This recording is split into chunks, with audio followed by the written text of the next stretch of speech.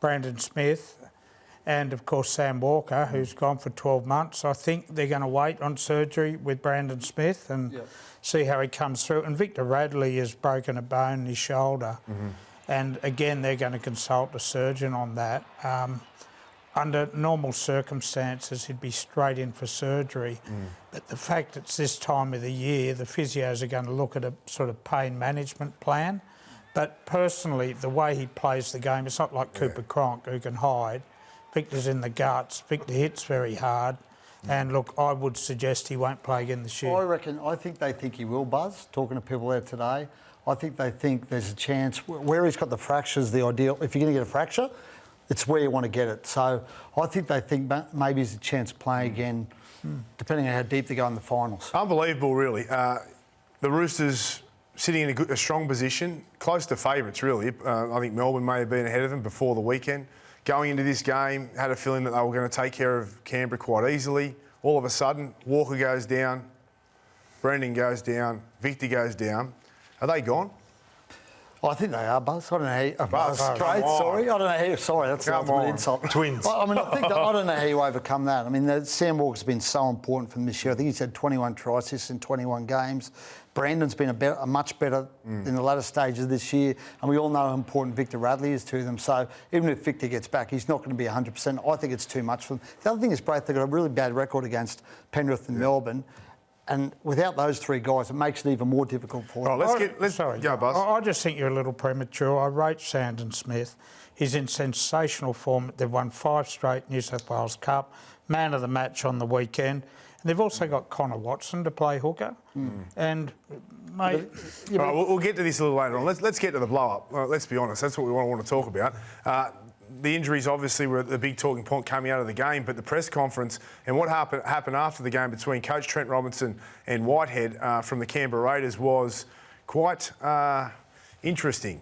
How did you guys see this? You love a feud, Buzz. Yeah, I do. I love a bit of spice in rugby league. And look, a lot of press conferences these days are cliche-ridden and, you know, we're only planning for next week. We're not looking further ahead. There was a blow-up behind the scenes yesterday.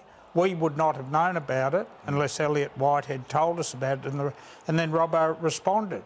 I think there is fault in both. Elliot, I don't know, should have done the hip drop to start with. Should he have raised in the press conference? And then Robbo's response, he's got Jared Werra-Hargreaves, who's a dirtier player than Elliot Whitehead. He's got Victor Radley, who before this year had a pretty ordinary record too. He's cleaned it up great this year. So Robbo in his home backyard versus Elliot, who instigated it all. I rate a dead heat. It's a draw. I don't like the reaction from Robbo. I think Elliott's come up at the end of that game to apologise and to see how Brandon Smith is. You know, I think you've got to show a little bit more class than that. You know, to then attack him. He's lucky Elliot Whitehead didn't put one on his chin. Quite frankly. Why would he put one on his chin? Well, I mean, he's ripped into the bloke. Ripped into him? He's ripped into Elliot Whitehead. How did he rip into him? What do you mean? You basically accused him. Well, so you'd be happy if a coach said that to you on the football field? All I've heard that he said was that you do it too much. Yeah. He's just had a play go down that he nearly snapped his leg in half. Well, that's a bit of an overstatement. Yeah. But anyway, He's gone for the year. He's gone for the year. He's been suspended. That's an accident. Like, that's one-on-one. Whether it's an accident or not doesn't matter. Well, it does matter. Okay, it does matter. If it's an accident then, he's been charged more than any other player in the history of the game for hip drops. Well, only after this one. So he was equal with Lindsay Collins going into this one. Robbo wasn't Do you think wrong. Lindsay Collins is a dirty player? Do you think Lindsay Collins is a habitual hip dropper? I'm not talking about Lindsay Collins. He didn't take anyone out yesterday with a hip drop. He had 3 charges, the same as this guy had. All I'm saying is, right, to the weekend. I'm trying to put in a different perspective here. I understand what you're saying, okay? And no, I wouldn't have knocked him out if I was the player, right? I respect Whitehead. I think he's an amazing player. And what he's done for the game is great, especially coming over from England, what he's done for the Raiders. And I like the fact that he went over to apologise. You know, that's manning up. I respect that. Do you think reactions...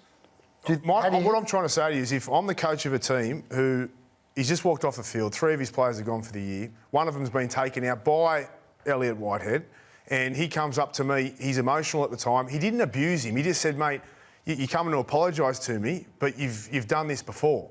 Were you there? Did you see the tone of the conversation? I watched it today on footage. Did you watch that footage we saw then? No, I watched it from above. I watched Elliot walk over and have a conversation with the coach. Like a civil, polite conversation. I just saw it then, yeah. I'm seeing it here. Yeah, let's have a look at it. Does that look like an abusive conversation? Well, it doesn't look like a pleasant one, given what Elliott's told us afterwards. So he should have knocked him out, you reckon? No, I said he's lucky he didn't, Braith. I don't think he should have put one on his chin at all. It's two I'm just sides saying. to it, right? Like, I don't disagree with... Like, I'm saying, I actually rate the fact that Elliott went up to him. Well, we'd be blowing up. If Elliott Whitehead did it, all the players were on the field. If he didn't go over... One Roosters player has a problem. But hold on. If he hadn't have gone over and apologised, we'd be blowing up for the fact he showed no remorse whatsoever and he didn't care. No, we wouldn't. We would. No, we wouldn't. No. But what about this, though? Like, this happens a lot. Like, over the history of the game, it's not the first time, it's not the last time where a coach and an opposing player don't see eye to eye on something. This happens quite often. Yeah. It's not often, though, that it gets brought up in a press conference. Yep. So the second it gets brought up by Elliott, it becomes something, right? Yep. Then Robbo walks into the press conference not thinking he's going to have to address it, gets hit with it on the spot. You don't think he would have got a heads up that what Elliott said? Well, he got told at the press conference. You don't think he would have got a heads up before? I don't know. You were the one that I works in think the media. everybody's in the right? So Elliott Whitehead walks over to apologise. I don't think he meant that tackle. It was one-on-one, and Brandon Smith's like a little wombat. He's so nuggety. He goes to take off, and he loses control. That's not... He lost control of the tackle. That's not the hip drop where you sit there and you jam your hips down, the Paddy Carrigan one on Jackson Hastings. I don't think that's that bad. They get in an awkward position. I don't think he meant it. He goes over there, he felt sorry, and I think Trent Robinson's got a right to say, hey, listen, mate, you took my player out. Well, once Elliott raised it in the press conference, I can understand Robbo having to go into more detail about his history to defend himself. Why do you have to go? He had to defend Who could have simply himself. said, You don't have to get- no, I no. wasn't happy about it, so that's why I didn't want to speak to him or talk to him about, on the field. No, he can't, because I tell you why what, do you have to say, this bloke is a habitual offender, this guy's a serial hip drop merchant, this guy's had the most charges in You're adding words to that now. Did he say he's a serial merchant? You're adding drama to it now. Yeah, mate, but like then he sits there and he Well, that's sticks the up for essence of what he Jared. said. He said this guy does it all what he the said time. of two different things, though.